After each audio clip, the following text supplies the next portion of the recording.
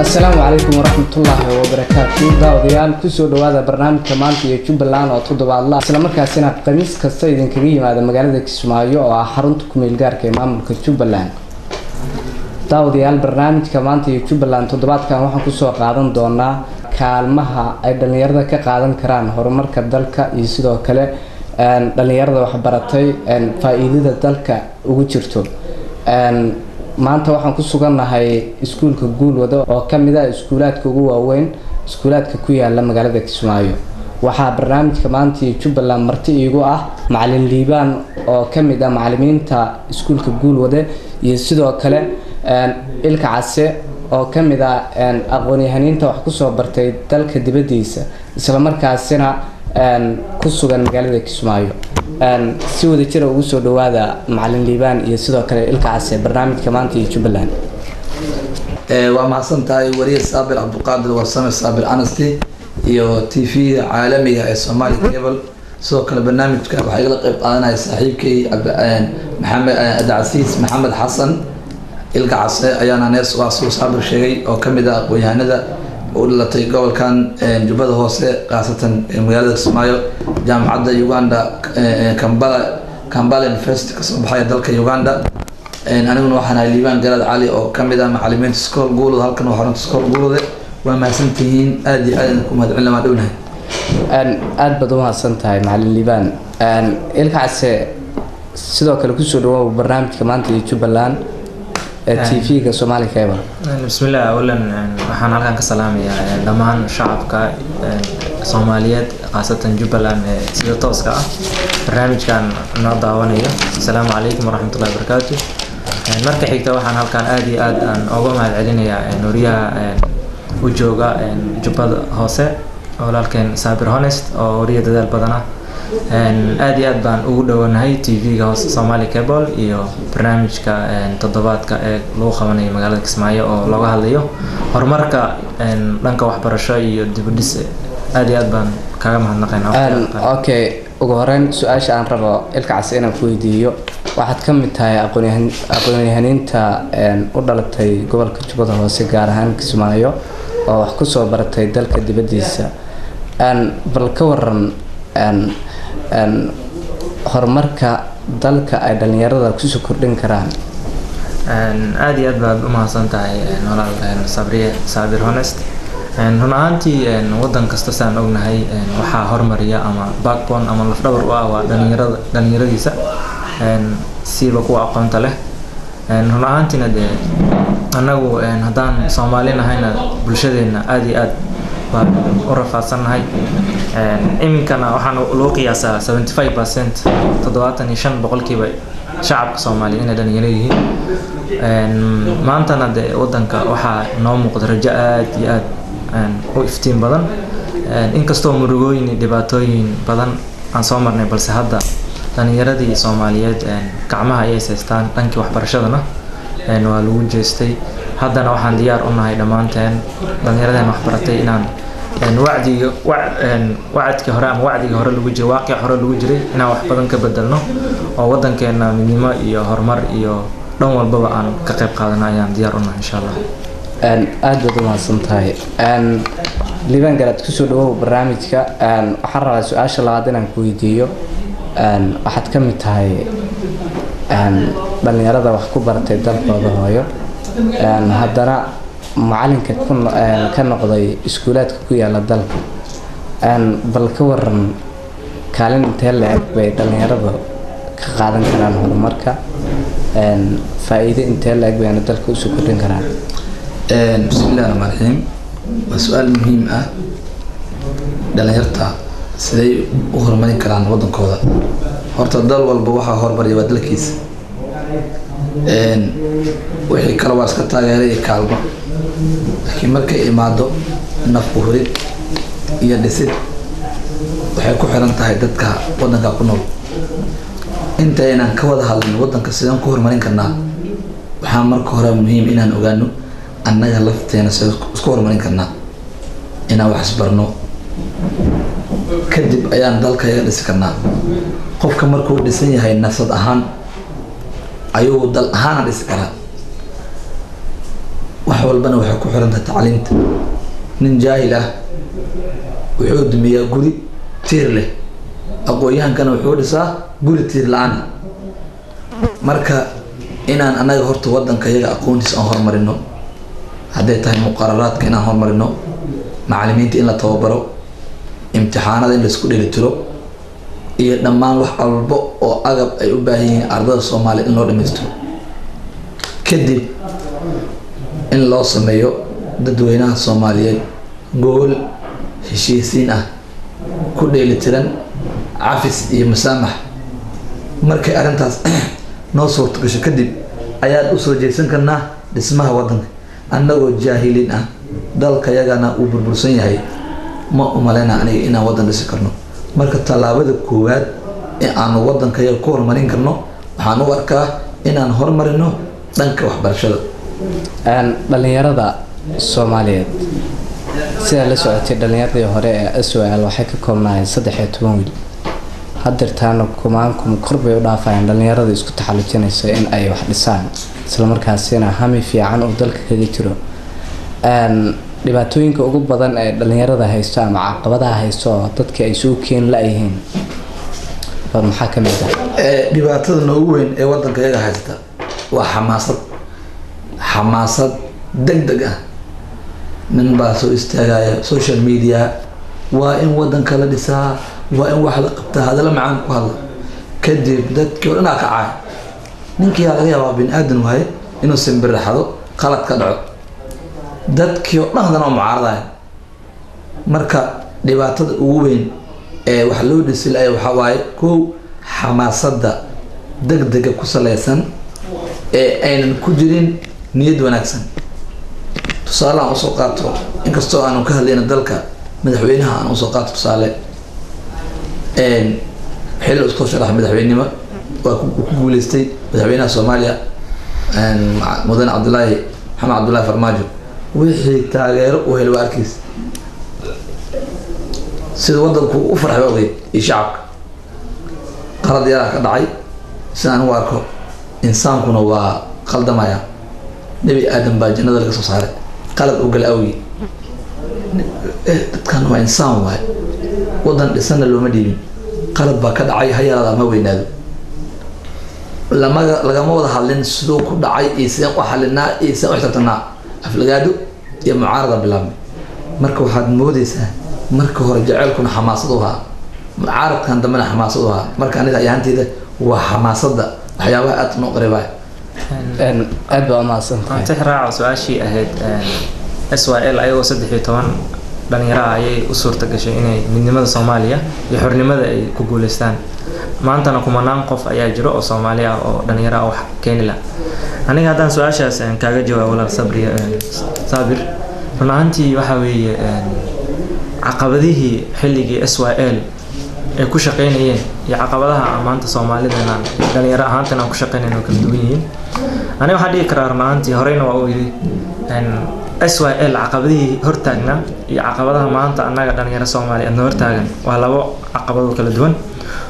caqabadaha maanta heestaa aniga aad u fara badan baan dhihi karaa, sababtoo ah tusaale ahaan SYL xornimada markay u diranayeen waxay lahaayeen way yaqaaneen oo waxa Talyaani iyo Ingiriis oo koonfurta iyo waqooyi Soomaaliya kala gumeystay.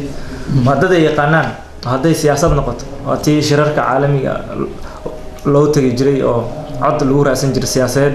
haddii macnaha labada wax lagu raadsado waa xoog iyo xeeladeed. midii kale oo dagaal hadday noqotona dee wadada yaqaanaan oo cadaan oo wadan kale ka yimid. maanta laakiin walaal waa ogtahay caqabadahan haysto ummadda Soomaaliyeed dhan. caqabado dibadii way sidii u taagan tahay oo gumeysiga dibadii iyo faragelintii ayadoo indirect oo ciidan iyo military ay jirno siyaasad ahaan waa nolo haystaa. gudahana markii la soo noqdo caqabada kale oo taalo waxay tahay Soomaalida dhexdeeda dhalinyaradeen baa cadow isku ah. dhalinyaradii waxbaa loo kala sheegay, odayaal baa macnaha ku akhriyay. aniga maanta adiga waa isfahmayna dhalinyaro ah, laakiin nin walba gurigiisa iyo odayga qabiilkiisa ama reer quraciisa baa wax ku soo akhriyo. saas aniga adiga gafuurka isku taagan, laakiin waxa aniga adiga shakhsi ahaantaada aniga liibaan waxba nama dhex yaalaan. aad baa mahadsantahay laakiin qaab noocee ah looga bixi karaa oo dhalinyaradu dalka horumarkiisa si wanaagsan ay uga qayb qaadan karaan? aad iyo aad waa su'aal aad iyo aad u habboon walaal. run ahaantii midda koowaad waxaan dhihi karaa wadankeena waa burburnay oo dowladdii macnaha wax badan wadankan ka qabatay 20 sano soo xukumaysay oo Allah u naxariistay madaxweyne Maxamed Siyaad Barre markay dhacday kadib wadanka wax dhan walba burburay.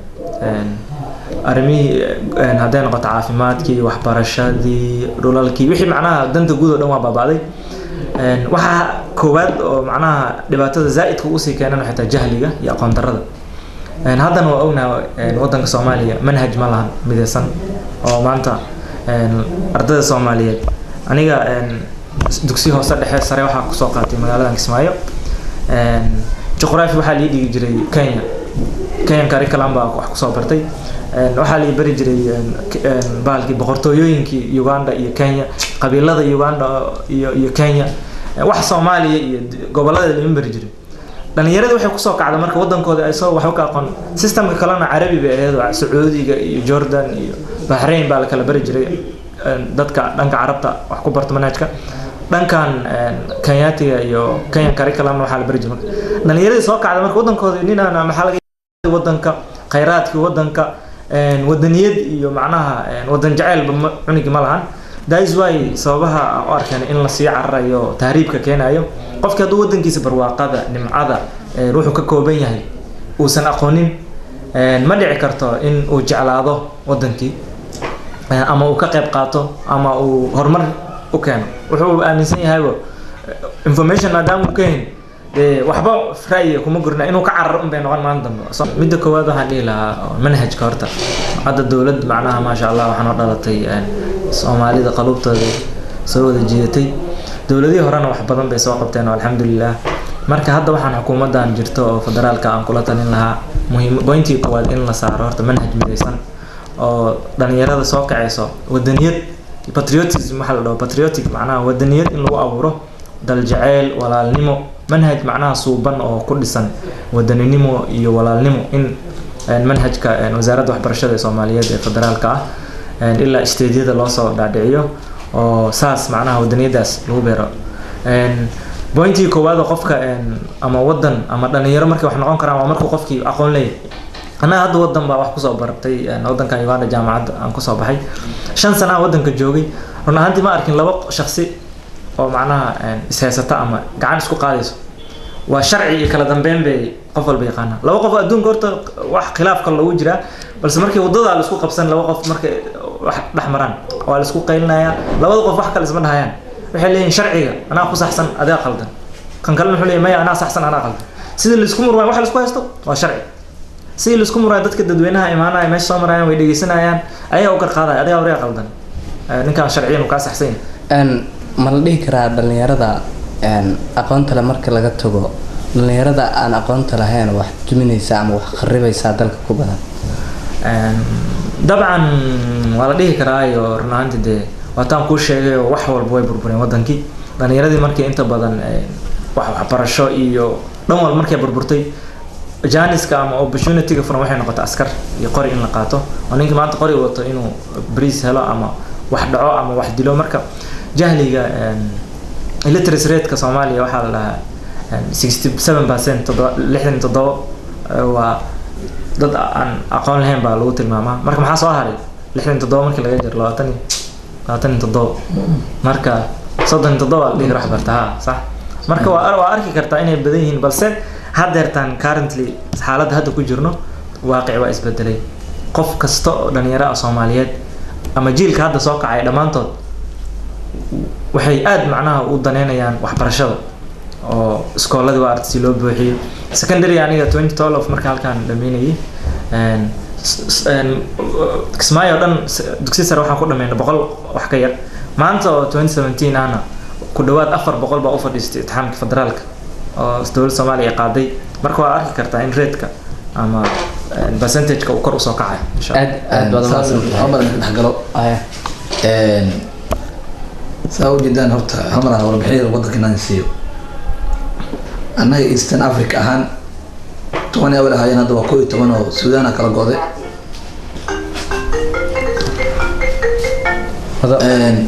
Eastern Africa ahaan 10 ahay hadda ku soo bilaan kan ka khariid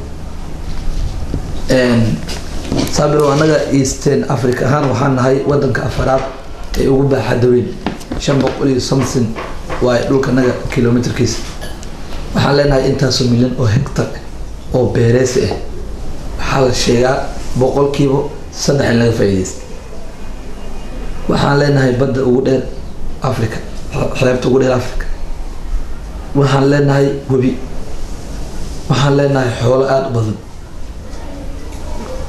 waxaan leenahay dad adeeg lagu tilmaamo oo nolosha ka baxsan kara dadka yaga waa in la yihiin waxaana waxa ugu wacan waa foodo hogaamiyaal foodistayaal dadka hadii lagu mashquuliyo ninkii beerta maxaa ula jeedaa hogaamiyaal foodiyaal waxa waaye nin walba oo yara meel u yara madax ah ma tuso dadka inay wax qabsadaan ee wuxuu tusaa kursigiisa ku xagsan lahaa ay dadku u dagaalamaan asaga siyaasigan markuu dadka kicinayo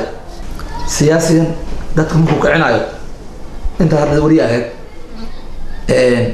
sabir weli ma aragtay nin TV soo istaagay oo siyaasi ah ambaareynaya beerahan la beernayn badan malaha la sabax maqlisa amay marka la haysto dawladda la haysta ama dawladda la haysto waay dadka aan lagu mashquulin kheyraadkooda dawladda ma waxa loo dhisay inay is cambaarayaan ma dadka dhacdo ma wayna muuneen in kalluumaystayaasha kala baro dadka beeraha in la baro in beerihii la soo dhigo muuqaaladoodii in madaxweynihii ama mas'uuliyiintii ay maanta cunaan abuurkii beeraha anagoo aan ka daawan dhalada mar walba aan TV Soomaali cable TV kala daawano siyaasi cambaareynay siyaasi safar galay marka waxaan muuqata in indhaha laga leeyahay nimcada wadanka haddii nin walba Soomaali ah uu u jeedsan lahaa dalkan inuu wax kala soo baxo ma u maleynay inay diri lahayd isqabqabsi marka liban aad baa maasan tahay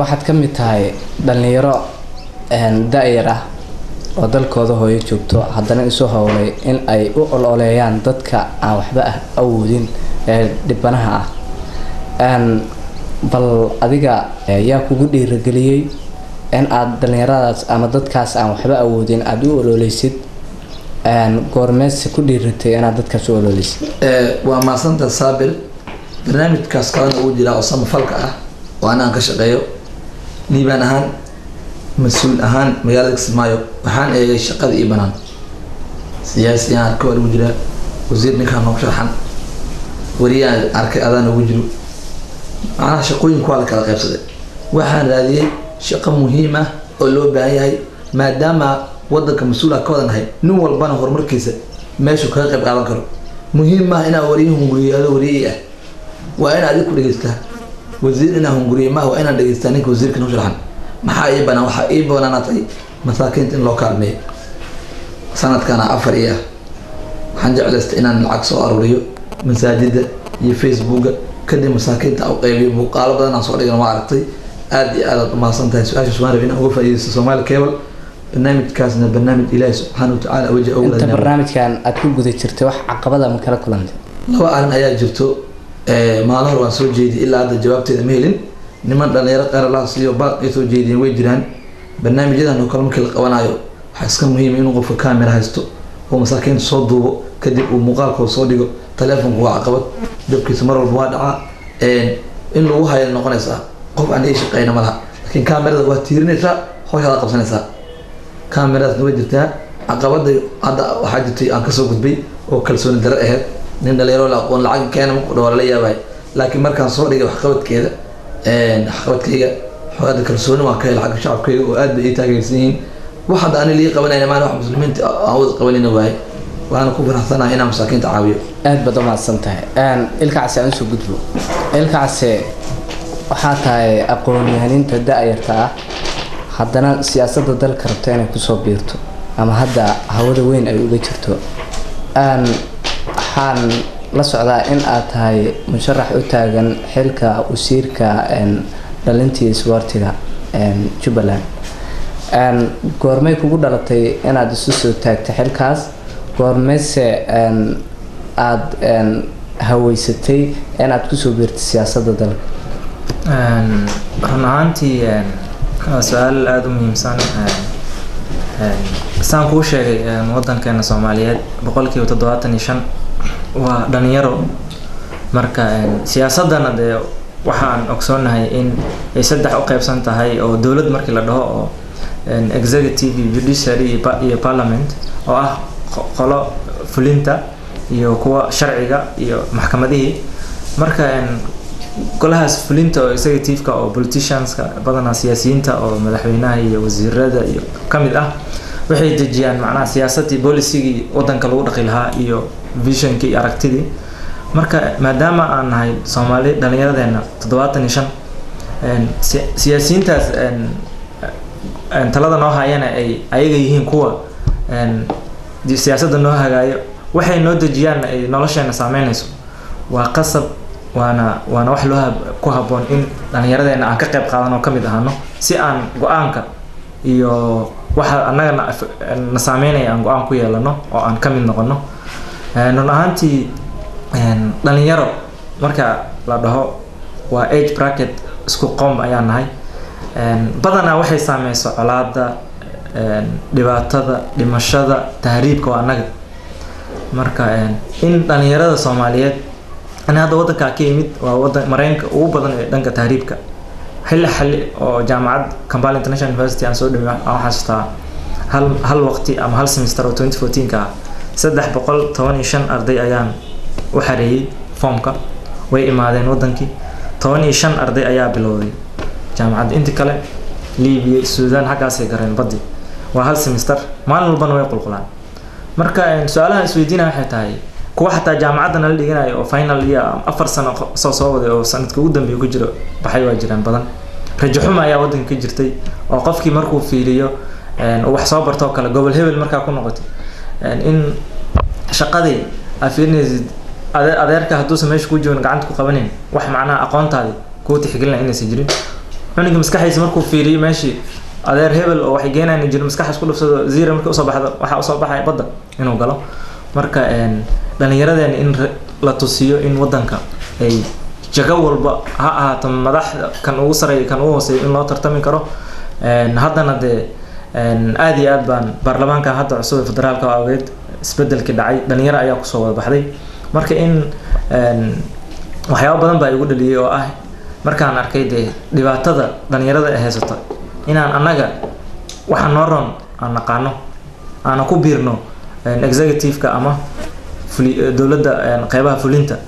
marka waxyaabahaas badan baa igu kalifay inaan usoo istaago insha Allah. waxyaabaha aad rabtay inaad mustaqbalkaaga ka bedeshid oo aad ku soo kordhisid dalka ama aad activity-ga u leedahay adiga firfircoonida u leedahay sharaxaad inaad naga siisay arno. aad iyo aad u mahadsan tahay. run ahaantii aniga hobigayga ama waxba aadka u jeclaa markaa dhalinyarada ahaa ilaa haddana aan wado oon dheelo waa kubadda cagta. Soomaalidana dee 80% waa wada dheelnaa, inkastoo aan history ahaan aan u arkin anagoo heer kamaana gaarino xataa dowladii 20 sano wadanka jirtay badanaa horumar weyn kuma noqon dhanka kolayga baan ku fiicneen. marka dhalinyarada waxa badanaa isku soo dhaweyn karo oo ay wada xiiseen waa sportiga. naadiyaasha waa aragto kale ama tiimamka ka dhisan wadanka magaalo walba iyo degmo walba waa ka dhisan yihiin. waxa kaliya oo qabyaalada banaanka ka ah waa sportiga. teamka 12 nin oo garoonka soo galaysa ama 20 kooxda ka kooban tahay nin inuusan qabiil lahayn laga yaabaa, balse waxa mideeyo waa kubaddaas iyo dhalinyaro ahaanta ay bulshada. marka maadaama in badan aan ku soo jiray oo soo dheeli jiray oo kamid ahaa striker-radii magaalada Kismaayo gobolka Jubbada Hoose, haddana wali aan ciyaarta habeenkii oo kale aan jimicsiga aan dheelo way noqon kartaa isku keeni karo dhalinyarada. mar hadda dhalinyarada heshiino oo aan isla socono oday waxba nooma sheegi karo, iskuma keen diri karo. wixii noo roon annaga naqaano horumarkeena iyo wada noolaashaheena. caalamka kalena waa aragtay ummad kala luuqad ah kala diin ah ayaa nool. oday waxba naguma soo kordhin karo yuu isku keena diraya maxaa ula jeedaa wax yar inaan u faahfaahis arrintaas qodobka hadda dul istaago dee waa ogtahay wadanka markii dawladda burburtay qabiil un baa shaqayn jiray oo maanta hadduu dhowriyaa hal la kaco dhalinyaro odaygii hadduu yiraahdo hal la kaco nin walba qorigu dhigta qabsan jiray waa ogtahay. marka badanaana odayaashaas inay wax soo barana laga yaabaa iska dad reemiyi ah ama waxa iska ahayn balse maanta ummadii waa update oo caalamka lala socdaa wadamada waxaa arkaysaa ummad kala diina kala dhaqana kala af ah oo wadanka nagu dhow oo Kenya Ethiopia dafiris 47 iyo 40 camal bay kaliya qowmiyadood oo kala luqada kala laakiin waa wada nool yihiin waa la dhaqmiyaa haday waxbarasho noqoto haday horumar noqoto annagii oo isku luqada isku afa isku diin ah waxaan haysto maxay tahay waa jahli mid koowaad marka inaan aqoonti horumarino wadaniyad system ku dhisan oo patriotic waxa la in dawladda Soomaaliyeed ay manhajka ay midayso kadibna ummadda markay wax la bartana nabadii iyo wada jirkina aad iyo aad baa loo qayb qaadanayaa dhanka waxbarashada badan okay dhanka waxbarashada macallin Liban kaalin intee la eg ku leeyahay dhalinyarada dhanka waxbarashada anagoo og dhalinyaro far badan oo ku nool dalka in aysan wax baran laakiin qaar kamid ah ay wax barteen inta badan si ay wax baran horta Saabir oo kaalin muhiim ah ka qaataan dhalinyartii wax bartay wadanka shirkadaha waxa ka shaqeeya waa ardadii jaamacadaha wadanka baxay macallimiinta iskoolaadka wax ka dhigo waa macallimiintii dalka wax ku bartay inuu magaalada wax ku bartay jaamacadaha macallimiinta dhigo waa macallimiinta wadanka wax ku bartay macallinka dalka dibadda ku soo barto iyo kan dalka wax ku barto ardaydu waxay jecelyihiin dalka wax ku barto dalkii uu yaqaanaa xaaladda siyaasadeed wadanku yaqaanaa xaaladda baahiyeed uu yaqaanaa ardayda sanadkan joogtana caqabado badan ay leeyihiin waad aragtay social media wax la soo baxay waalidiintii waa iska qaraab tagayaan oo ma joogaan guriga ardayda nooca waxaa la dhaqmi karo nin wax ku waxbartay marka ardayda Soomaaliyeed annaga iskuulka iyo kala ardayda kaalin buuxday ka qaataan sanadka hadda u dambeeyay tartankii 3 gobol loo qabtay Jubbaland iskoolka anaga ardayda ku guuleystay goolada dhalinyarta reer Soomaaliyeed qaasatan dhalinyarta Jubbaland gaaraan magaalada Kismaayo kaalin lixaad leh ka qayb qaataan waana ogtahay waa mid kamid ah meelaha ugu nabad badan Soomaaliya waayahan dambe Kismaayo oo adiga wariye ah marxaad ka tahay waxaana keenayso barnaamij kaliya go to schoolka anaga iskoolka anaga 1200 ka badan arday ee ka waran hal magaalo soo kaceen iskoolaadkana ka badan aragto marka waxa laga yaabaa maanta kaliya Kismaayo arday 10,000 gaaris ila iskuul soo aad waa arin marka aad iyo aad farxad waa waay saas darteed waxaan leeyahay dhalinyarada Soomaaliyeed hadda wadanka wuxuu isku jiraa qayb burbursan iyo qayb dhisan qaybta dhisan waxaa dhistay inta waxbaran inta burbursan waxaa burburisay inta waxbaran aad baa ma santahay ilkaas aan ku imaado ma la dhihi karaa dhalinyarada Soomaaliyeed dalka ayaga burburinaya horumarka ka qayb qaadanaya su'aashaas aan ahaantii waa laba jawaabood ee lahaanaysa inta badan 20 sano 27 sano ku dhawaad 26 sano aan burbur ku soo jirnay inta badan wax dagaalada iyo rafaa iyo jamhadaha dhalinyaro u badnaayeen maanta laakiin iftiin baa muuqdo wixii ka soo bilowday 2012 ilaa hadda dhalinyaradii burburka ka shaqeynaysa inta badan hadda qoriga waa la iska dhigay qalinkii ayaa loo batay marka hadda waagi hore haday burburin jireen iminka currently xaaladda hadda ku suganahay dhalinyarada waxay u jeedaa inay horumar ka qayb qaadato inay midnimada ka qayb qaadato inay wada noolaashay ka qayb qaadato hadda magaalada Kismaayo waa ogtahay magaalo koonfurta oo magaalada hadda ugu amni badan safety marka dadka amnigaas ka shaqeeyay waa dhalinyaradii weey waa wada naqaana kulliga marka gacmaha hadda la seestaa dhalinyaradana waxay diyaar u yihiin dhamaantood in waxbarashadina hadda aad baa loo soo faa'iidadeedii waligeed faa'iido leh hadda lagu baraarugay iskooladii waa loo buuxiyay jaamacadihii baa la aadaya dalii dibad marka dhalinyarada hadda hertaan xilligan hadda la joogo marka hore way ka soo qayb qaateen burburka balse hadda diyaar waxay u yihiin inay dib u dhisaan ay qaladkina saxaan ugu dambeyntii maxaad ugu baaqi lahayd dadka wax barto inay ka faa'iideystaan dhalinyarada kaalin intee la eg ugu baaqaysaa in ay ka qaataan dalkooda hooyo dhanka waxbarashada dhanka horumarka adigoo isku soo wada xoorinaya bismillaahir rahmaanir rahiim anigoo Liban Garaad Ali ah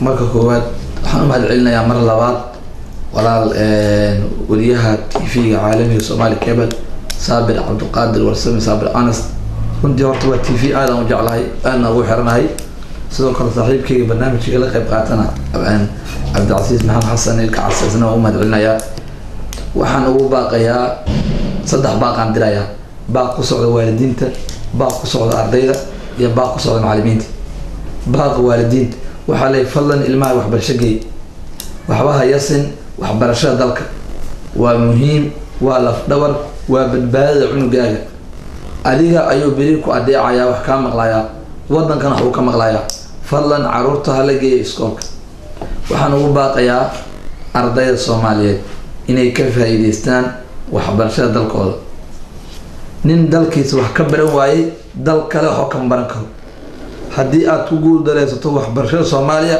kuma guuleysanaysid waxbarasho wadan ajnabi ah waa inaad aadaan iskuulaadka waa inaad wax barataan oo aad ka faa'iideystaan waxaan kula talinayaa macallimiinta Soomaaliyeed meel walba ay joogaan inay daacad u ahaadaan shaqadooda ay kontrolaan caruurta waalidiinta ay la xiriiraan si hufan oo nadiif ah caruurta wax u baraan macallimiin mustaqbalka caruurta wuxuu ku jiraa gacantiina waxaa badbaadin kartaan jiilkan markay si fiican wax u bartaan waxay badbaadin karaan ayagana jiilka dambe haddii caruurtan aynan u agar bixin ayagana kuwa naga dambe uma harbaxayaan waa khiyaano dhali doonta khiyaano sidaa darteed waxaan ka codsanayaa macallimiinta Soomaaliyeed meel walba ay joogaan in si hufan dadaal dheeraad ah waan ogahay duruufaa jiro waan ogahay caqabadaha jiro hay'ado gaar ah oo macallimiinta kulay ma jiro mishaaraad gaar ah oo macallimiinta helaan ma jiro waxa yarka oo faradhaqa ay ka qaataan ardayda wax ku biilaan waxaan jeclahay inaan u dulqaadano arrintaas aanu ka fakarno caruurtan wanaagooda aan xisaabtano أجل إلهي الدرتيس وأنا ما صدق صار. أجل ما صدق الكعسة عبد العزيز محمد الكعسة وضمنت هذيك كفاية سنة برنامج كان باقي نوعية هذا النهار الصومالية مركز سوتشوب تقدر لهير لانك هرمركا لانك وحبر الشذا أو تلك هذا كذا قبل قادم كلام. عادي عاد ما صنت يولك صابر honest iyo TV-ga aan martida u nahay Somali Cable sidoo kale waxaan aad iyo aad halkan aan ugu mahadcelinayaa walaalkay Diiwaan Garaad oo samafale ah oo macallin soo wax baraya dhalinyarada haddana gacan kalena masaakiintii magaalada iyo deegaanka ku caawinaya oo projectiyo iyo barnaamijyo badan ku caawiya masaakiinta asagana waxaan dhihi lahaa nolol oo ku garab taaganahay camalkaaga iyo ajirkaaga xasanaadkan Ilaahay ku miisaanka xasanaadka kugu daro midda uu xigto gabagabadii aan kula dardaarnayo noolaalaha Soomaaliyeed siiba dhalinyarada waxay tahay horta in Soomaali dhalinyaradeenna inaan horta aan midowno midnimo muujino wadankaana maanta malaa'ig samada ugu soo degaysay annaga dad u ah wadan kastana dadkiisa dhalinyarada siiba ba laf dhabar u ah horumarkiisa iyo ka qayb qaadashada arrimaha horumarka midda labaad ani waxaan baaq halkan uga diri lahaa أنا كفاية سنة فرصة دولة فدرال كميل كاركا خاصة وزارة وحبرشة إن سيدا أول إقصيها بدن لغا شقيا أيضا كاشنا وزارة استيتكا مامل قبل يديدا إن منهج مديسان أو صوماليا جود قلاسون إلا يفهم فو فصل كواد إلا فصل كلاجتونات منهج لتفتري أو الدنيا يو درجعي يو من نمو iyo walaalnimo ka shaqeynayo in aad iyo aad loo dardargeliyo barnaamijkaas focuska koowaad marka amniga marka laga soo tago midka labaad waxaan dhihi lahaa in manhajkaas oo wadaniyada iyo patriotism waxa la patriotism dadka badana caalamka wadaniyadaas ba aad wadanka inaad jeclaatay adiga leedahay aad dhisatid aad hagaajisid aad nabadaysid taas ba aad iyo aad ugu baaqi lahaa dhammaanna waxaa Ilaahay ka baryaa in wadankeena uu noo nabadeeyo dhibaatooyinka tahriibka iyo qaraxa iyo dhibaatada Ilaahay naga dulqaado daawadayaal barnaamijka maanta iyo Jubbaland waxaan ku soo gabagabeynaynaa intaas waxa ay gala qayb qaadanayay Cabdicasiis Maxamed Xasan Ilkacase oo kamid ah aqoon-yahaniinta wax ku soo bartay dalka dibadiisa isla markaasina hadda u taagan in uu xil ka qabto golaha wasiirada dowlad goboleedka Soomaaliyeed ee Jubbaland mid kamid ah iyo sidoo kale Diiwaan Garaad Cali oo ah samafale isla markaasina kamid ah macallimiinta wax ka dhigo iskuulaadka ku yaala magaalada Kismaayo barnaamijkan dhanka kaamirada waxaa iga saacidayay cabdiraxmaan inta aan barnaamijkan barnaamij lamida ku kulmayno waxaan idinkaga tegayaa assalaamu calaykum waraxmatullaahi wabarakaatu. Okay, aad baad umahadsantihiin.